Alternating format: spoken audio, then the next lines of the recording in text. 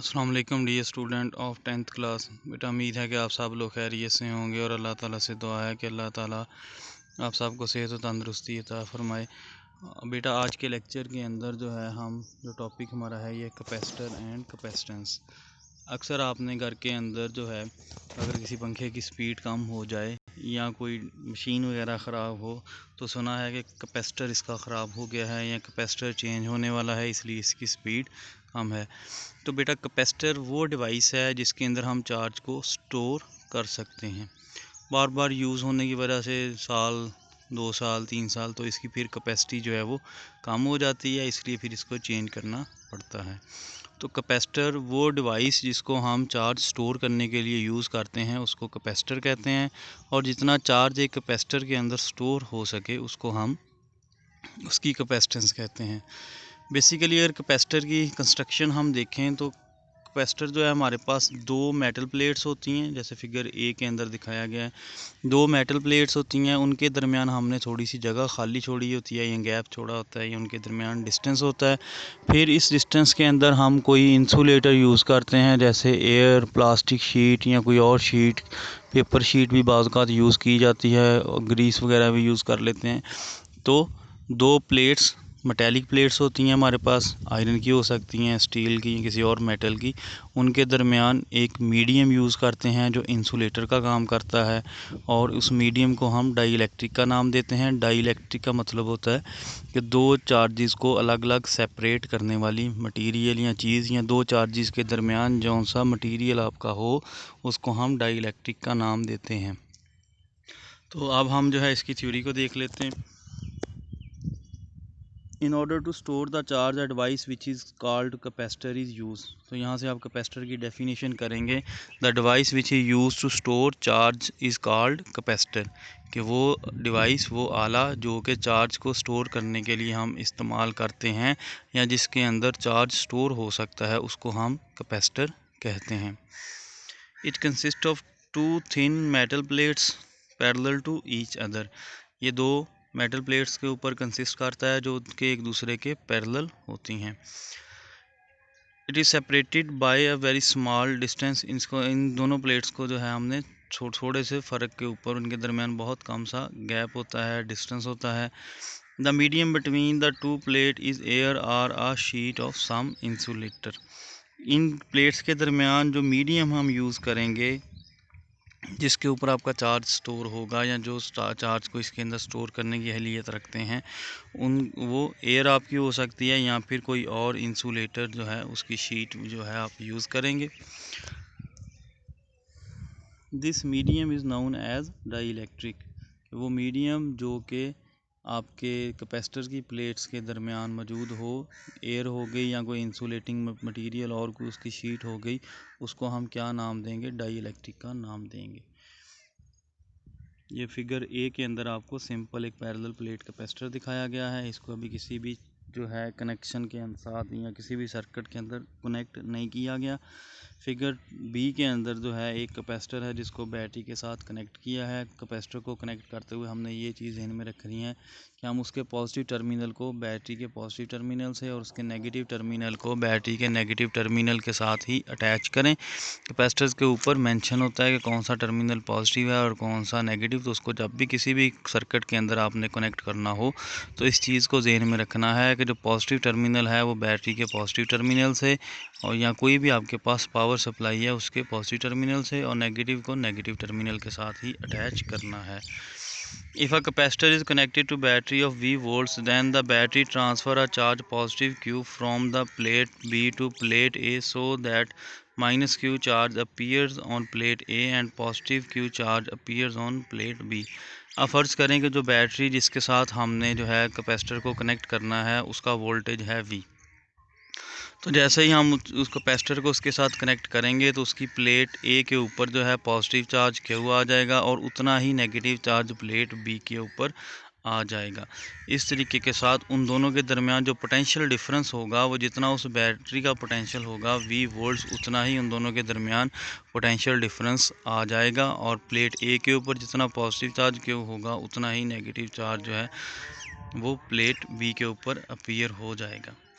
The charge on each plate attract each other and thus remain bounded within the plate. In this way charge is stored in a capacitor for long time.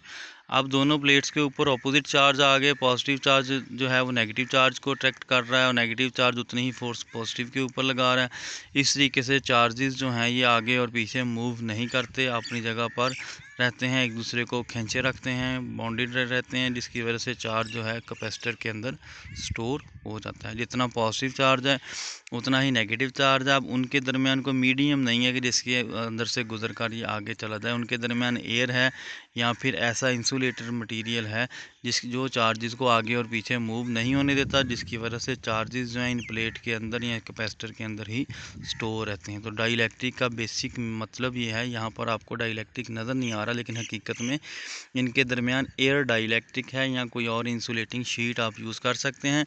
हाँ, अगर ये दोनों plates आपस में connected होती हैं तो positive charge जो है फिर नेगेटिव चार्ज के साथ मिल जाता और आगे को फ्लो करते, क्योंकि इनके दरमियान अब गैप है और गैप में आपका इंसुलेटिंग मटेरियल भी हो सकता है या फिर एटलीस्ट एयर होगी जो कि इन चार्जेस को फ्लो नहीं होने देती। तो पॉजिटिव और नेगेटिव चार्ज अपनी जगह पर, अट्रैक्शन इनके दरमियान ज़रूर होती है, लेकिन क्योंकि इनको आगे गुजरने के लिए जो है इनके दरमियान जो है कोई रास्ता नहीं है, कोई कंडक्टर मौजूद नहीं है, ये कनेक्टेड नहीं है एक दूसरे के साथ, जिस वजह से चार्ज जो है वो पॉजिटिव से नेगेटिव की तरफ और नेगेटिव से पॉजिटिव की तरफ नहीं आ सकता, अपनी जगह पर बाउंडेड रहेगा। इस तरीके के साथ हम एक कैपेसिटर को जो है चार्ज करते हैं या उसके अंदर चार्ज स्टोर हो जाता है। The charge on each plate attract each other and thus remain bounded within the plate. In this way charge is stored in a capacitor for a long time. इस तरीके के साथ हम जो है फिर बैटरी को रिमूव करेंगे और जितना चार्ज है वो कैपेसिटर के अंदर स्टोर ही रहेगा। Also, the charge Q stored on plate is directly proportional to the potential difference V across the plates. तो चार्ज इसके अंदर स्टोर होता है वो इसके पोटेंशियल डिफरेंस के, जो आपकी बैटरी है एक्सटर्नल जो होगा आपका सोर्स इलेक्ट्रिक सप्लाई का, उसके डायरेक्टली प्रोपोर्शनल होगा। यानी कि जितना वोल्टेज ज़्यादा होगा उतना ही ज़्यादा चार्ज जो है उसके अंदर स्टोर होगा और जितना वोल्टेज कम होगा उतना ही कम चार्ज उसके अंदर स्टोर होगा। इसलिए Q प्रोपोर्शनल टू V है। जितना ज़्यादा पोटेंशियल डिफरेंस होगा कैपेसिटर के प्लेट्स के दरमियान उतना ही ज़्यादा चार्ज स्टोर होगा। Q proportional to V, Q equal to CV। Proportionality sign ख़त्म करेंगे तो हमारे पास CV आ जाएगा। यहाँ पर जो C है इसको कांस्टेंट ऑफ प्रोपोर्शनैलिटी कहते हैं और ये आपकी कैपेसिटेंस ऑफ कैपेसिटर कहलाता है। जैसे मैंने स्टार्ट में इसकी डेफिनेशन बताई थी कि कैपेसिटर को जो है जितना कोई कैपेसिटर अपने अंदर चार्ज स्टोर कर सकता है या उसकी एबिलिटी हो जितना चार्ज स्टोर करने की, वो उसकी कैपेसिटेंस कहलाती है। तो Q इक्वल टू CV आपका जो है ये इक्वेशन बन जाएगी। इसमें से आप कैपेसिटेंस को ड्राइव करेंगे तो वो C equal to Q over V बन जाएगा। यानी कि टोटल चार्ज जितना जो है स्टोर हुआ कैपेसिटर के अंदर और V जो है आपका टोटल पोटेंशियल जो बैटरी प्रोवाइड करेगी। अब इसकी थ्योरी को देख लेते हैं। Where C is the constant of proportionality, C जो है प्रोपोर्शनैलिटी कांस्टेंट है। Called the capacitance of the capacitor, जो कि कैपेसिटर की कैपेसिटेंस कहलाता है। एंड इज़ डिफाइंड एज, इसकी जो डेफिनेशन है हम कैपेसिटेंस की वो कैसे करेंगे, defined as the ability of capacitor to store charge, किसी भी कैपेसिटर की एबिलिटी चार्ज को स्टोर करने की, उसको हम जो है कैपेसिटेंस कहते हैं।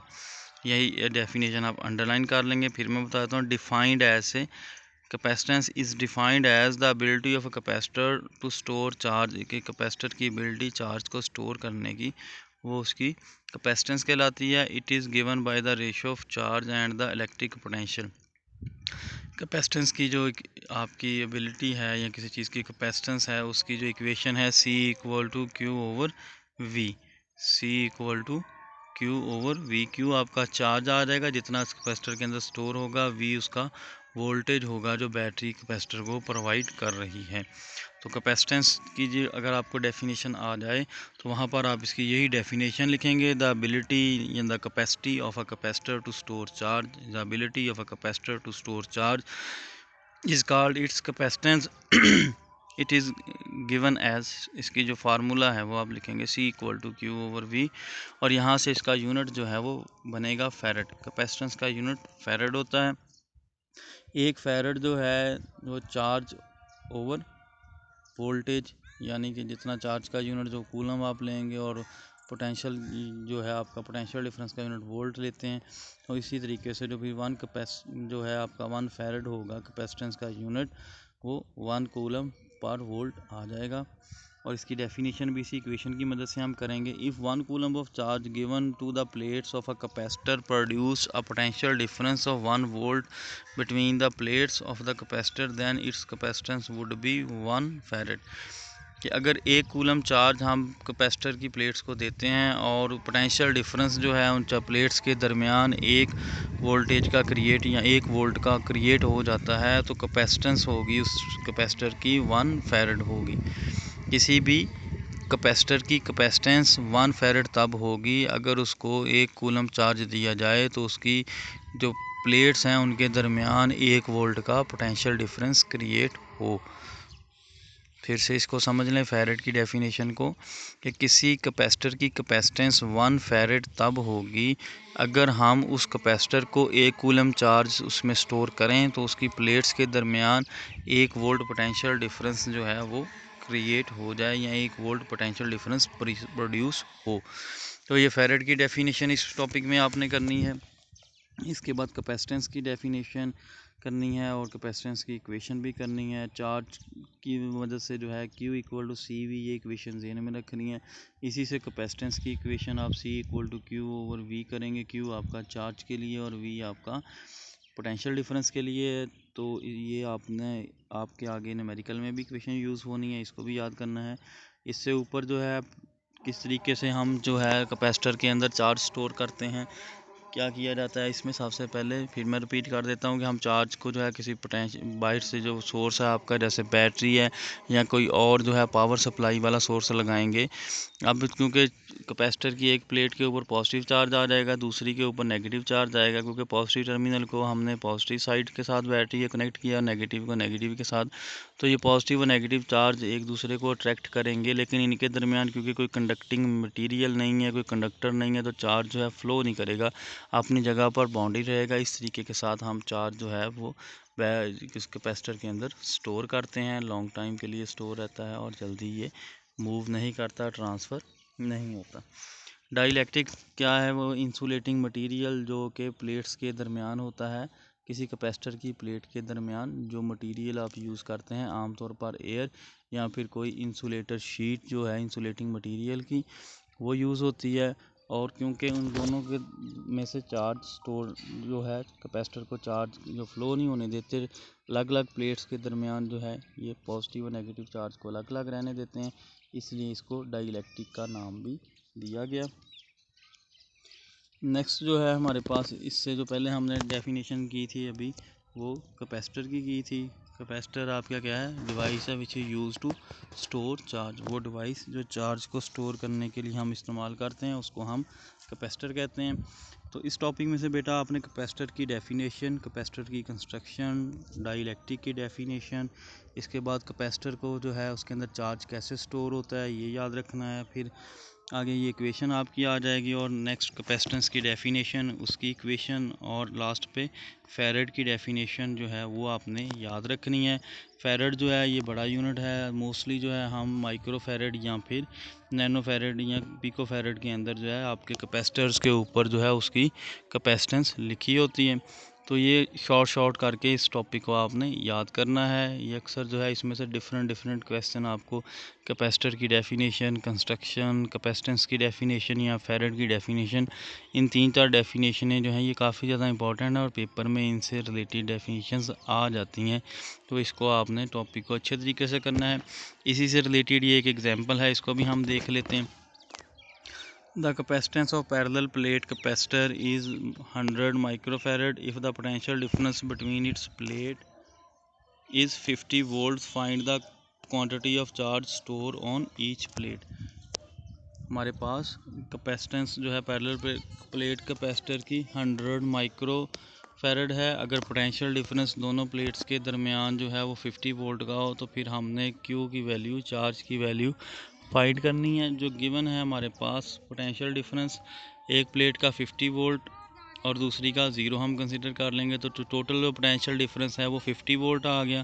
कैपेसिटेंस जो है 100 माइक्रो फेरेड आ जाएगी, जिसको हम जो है फेरेड के अंदर कन्वर्ट करेंगे। माइक्रो 10⁻⁻6 होता है, तो वो आपका जो है 100 इंटू 10⁻⁻6 फेरेड बन जाएगा।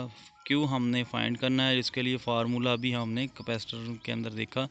Q इक्वल टू जो चार्ज है कैपेसिटर का वो इक्वल होता है capacitance multiply by potential difference. तो C की वैल्यू 100 और इसकी जो हमारे पास वैल्यू है 10⁻⁻6 फेरेड, और जो आपका पोटेंशियल है वो 50 वोल्ट का आ गया। इन दोनों को मल्टीप्लाई करेंगे तो हमारे पास जो इक्वेशन आंसर आएगा आपका 5 इंटू 10⁻⁻3 कूलम, या फिर 5 मिली कूलम। या मिली की जगह पर आप सिंपल जो है 5 इंटू 10⁻⁻3 कूलम ही रहने दें। मिली कूलम जो है ये टर्म कम यूज़ होती है, अगर करना चाहें तो आप लिख सकते हैं। तो ये इक्वेशन, ये जो आपकी एग्जांपल है, इससे रिलेटेड एक दो न्यूमेरिकल भी होंगे पेपर के अंदर आ सकते हैं, तो इसको आपने अच्छे तरीके के साथ कर लेना है। कम्बिनेशन ऑफ कैपेसिटर के दो कम्बिनेशन है हमारे पास, सीरीज़ कम्बिनेशन और पैरेलल कम्बिनेशन। इनको जो है हम नेक्स्ट टॉपिक में देखेंगे। ये लॉन्ग क्वेश्चन भी है, ये फिजिक्स इनसाइड या फॉर योर इन्फॉर्मेशन जो है इनको अब हम देख लेते हैं। A voltage across a device such as capacitor has the same meaning as the potential difference across the device. Apply करने का मतलब ऐसे ही है जैसे कि उसके इर्द गिर्द जितना पोटेंशियल डिफरेंस हो। For instance, if we suppose that the voltage across the capacitor is 12 volt, it means that potential difference between its plate is 12 volt. Voltage जो है आपकी अक्सर बैटरियों के ऊपर या अपने फ्रिज के ऊपर, जो आपके जो है हर घर में तकरीबन वो स्टेबलाइज़र होता है जो स्टेबल करने के लिए यूज़ करते हैं, उसके ऊपर वोल्टेज लिखे होते हैं 12 वोल्ट। या किसी भी इलेक्ट्रॉनिक डिवाइस के ऊपर, आपके इवन के मोबाइल फ़ोन की बैटरी के ऊपर भी वोल्टेज लिखे होते हैं। तो वो वोल्टेज का मतलब पोटेंशियल डिफरेंस ही होता है। 12 वोल्ट मतलब उन दोनों प्लेट्स के दरमियान जो पोटेंशियल डिफरेंस है वो 12 वोल्ट का, यानी एक अगर वोल्टेज 0 लें तो दूसरे का 12 वोल्ट होगा। For your information, farad is a bigger unit of capacitor. We generally use the following submultiples. ये भी MCQs में आपको आ सकता है। ये प्रीफिक्सेस जो 9th वाले जो हैं, ये अगर आपको याद हों तो ये आपने 9th के फर्स्ट चैप्टर में किए थे, वही यहाँ पर यूज़ हो रहे हैं। 1 माइक्रो फैरेड 1 माइक्रो 10⁻⁻6 फेरेड आ जाएगा। 1 नैनो फेरेड जो है 1 NF के साथ 1 इंटू 10⁻⁹ फेरेड आ जाएगा। 1 पिको फेरेड 1 इंटू 10⁻12 फेरेड आ जाएगा। तो आज का जो बेटा लेक्चर था ये कैपेसिटर और कैपेसिटेंस के ऊपर था। ये है तो शॉर्ट क्वेश्चंस, लेकिन इसमें से अक्सर जो है पेपर में आ जाते हैं।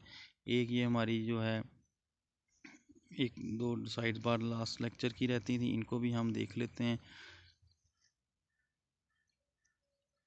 A tremendous range of field strength exists in nature. For example, the electric field 30 centimeter away from a light bulb is roughly 5 Newton per coulomb. इतना जो है वो एक इलेक्ट्रिक फील्ड की स्ट्रेंथ है एक इलेक्ट्रिक बल्ब से अगर 30 सेंटीमीटर दूर हो। तो हमारे जो एटमॉस्फेयर है नेचुरली, इसके अंदर जो है काफ़ी ज़्यादा जो इलेक्ट्रिक फील्ड स्ट्रेंथ होती है। Whereas the electron in the hydrogen atom experience an electric field in the order of 10⁻11 newton per coulomb from the atom's nucleus. अब देखें, हाइड्रोजन हमारे एटमॉस्फेयर में हर तरफ पाई जाती है, और हाइड्रोजन का जो एक इलेक्ट्रॉन है वो न्यूक्लियस और उसके दरमियान जितनी एक फोर्स को एक्सपीरियंस करता है न्यूक्लियस के इलेक्ट्रिक फील्ड के अंदर, वो 10⁻11 न्यूटन पर कूलम है।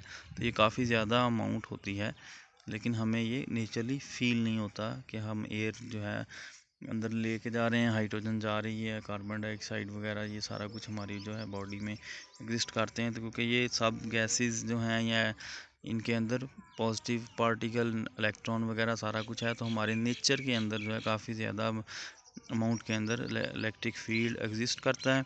इसके बाद ये आपने नेशनल ज्योग्राफी चैनल वगैरह पर भी अक्सर इस ईल के बारे में पढ़ा होगा।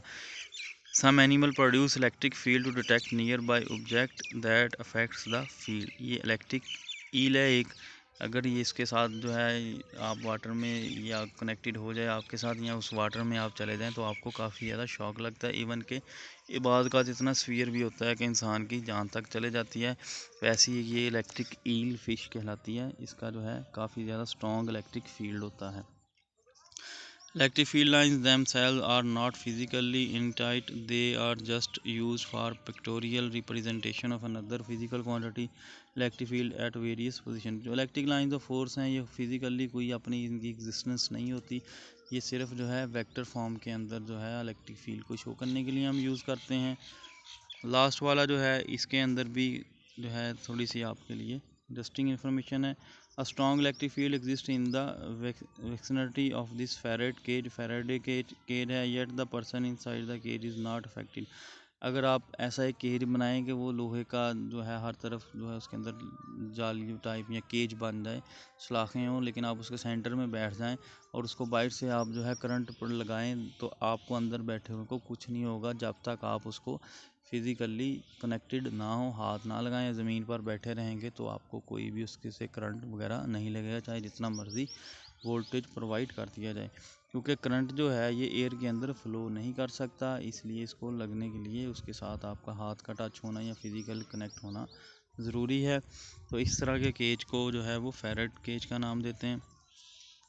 तो ये था आज का आपका लेक्चर कैपेसिटर एंड कैपेसिटेंस का। तो अगर किसी चीज़ की कोई समझ ना आ रही हो तो आप मेरे से रब्ता कर सकते हैं। अल्लाह हाफ़िज़।